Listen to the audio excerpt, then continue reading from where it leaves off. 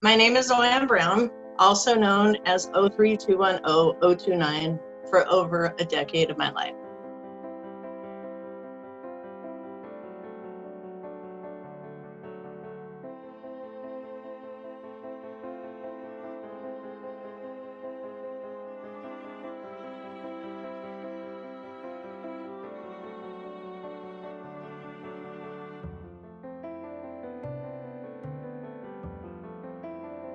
My story starts with a cliche case of addiction.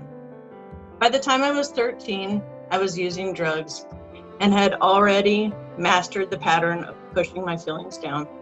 I quit high school 2 weeks into my senior year. I had my first child at 21. I got married at 23.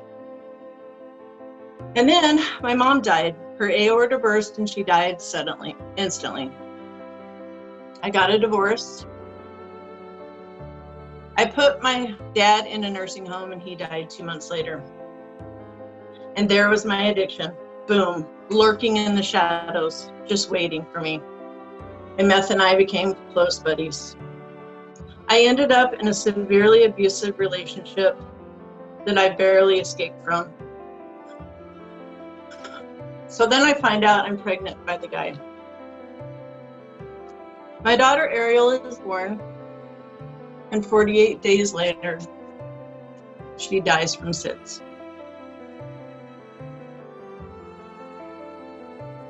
By this time, I've already started dealing large quantities of meth. I want you to know here that never once in my life did I dream that I was going to be a drug dealer. That was never my hopes or dreams. 11 months later, I am arrested, and my world is turned upside down. But mostly my kids' world. They got off the bus that day, and I wasn't home, and I didn't come home.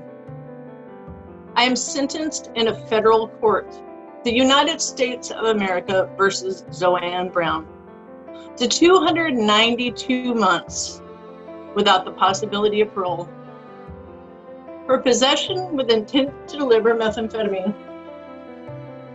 Close your eyes for a second and just imagine that. Just imagine that you have just been told you're going to prison for 24 years.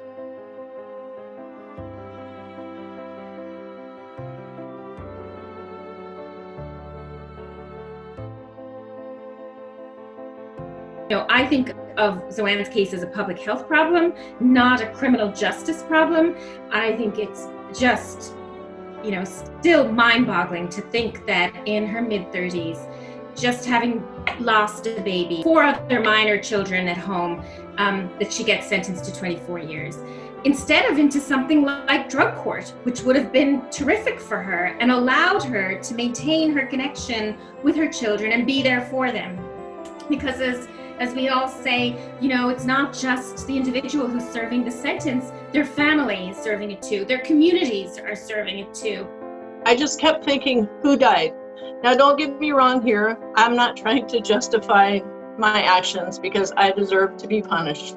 I am responsible for other people's drug addictions, and I take that full responsibility. The 24 years seemed extreme.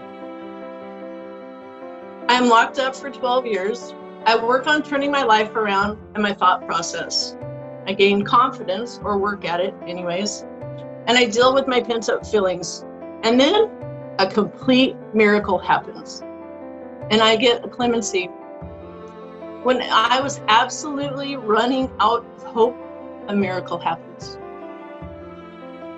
With ZoAnn, she pointed out to me that she'd just been denied by the president with her pro se application. But luckily, with our program director was able to negotiate that the 1-year period before which you couldn't apply again would be waived in the context of the Clemency Project 2014 cases where the person had been denied without counsel.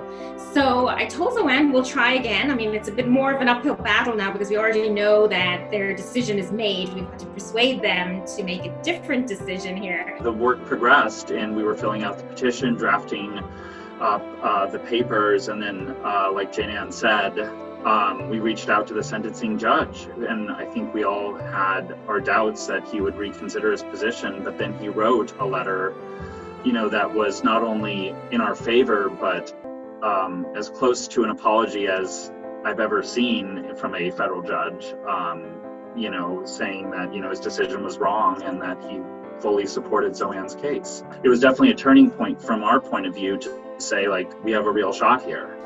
So I was very pleased to write this letter on behalf of ZoAnn because there have been a number of changes in the law that led me to believe that I would have given a much, much, much shorter sentence based on these changes, both changes in terms of Supreme Court law, changes in terms of the U.S. Attorney's policy, and changes in terms of my own sentencing philosophy. So by the time I wrote the letter in 2016 and I had sentenced her in 2007, the landscape was completely different, and I would have given a sentence that was less than half as long as the 290 plus month sentence that I gave ZoAnn originally, and she had done extraordinarily well in prison. She was a model prisoner.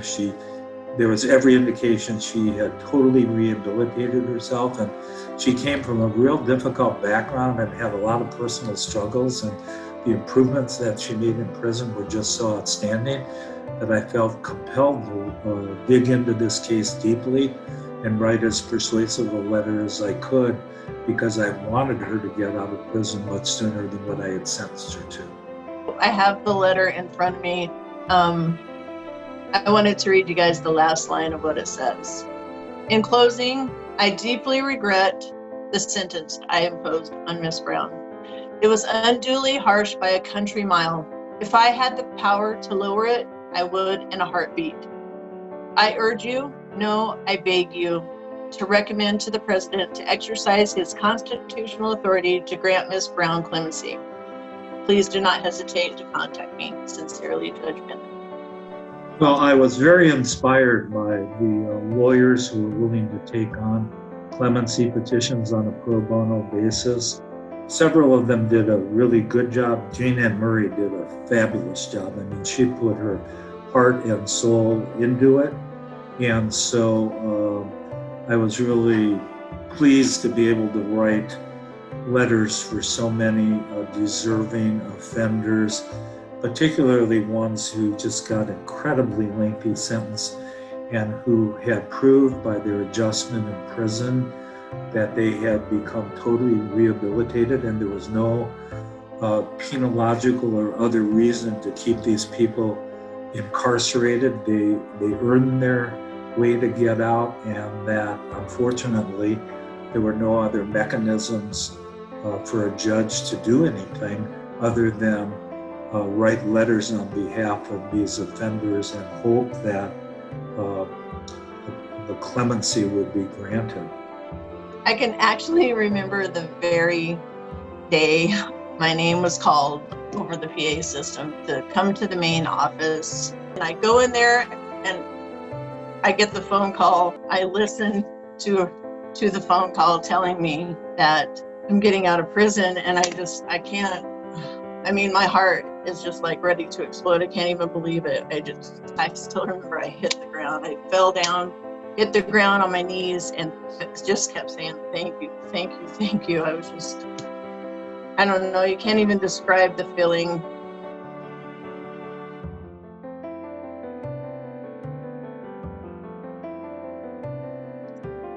Seven months before I get out, my sister Jill dies. The prison allows me to go to her funeral, but I am still crushed. I go to a halfway house 90 miles from any kind of support, which is very important when you're getting out.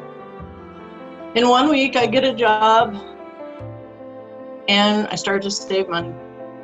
3 months after I get out, my world comes crashing down. My son Quentin dies in a car accident. He's only 24.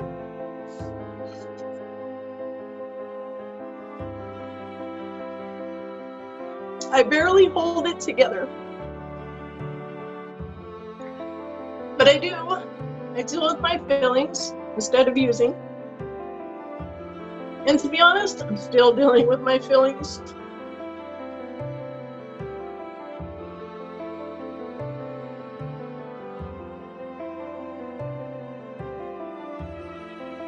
I've already told ZoAnn how I feel. You know, if it wasn't for her and Will, I wouldn't have a life. I've told her that when I went to visit her in Minnesota. You know, I owe you my life. I owe Will my life too. I do. Both of you guys, I owe my life. I could never thank you enough for it.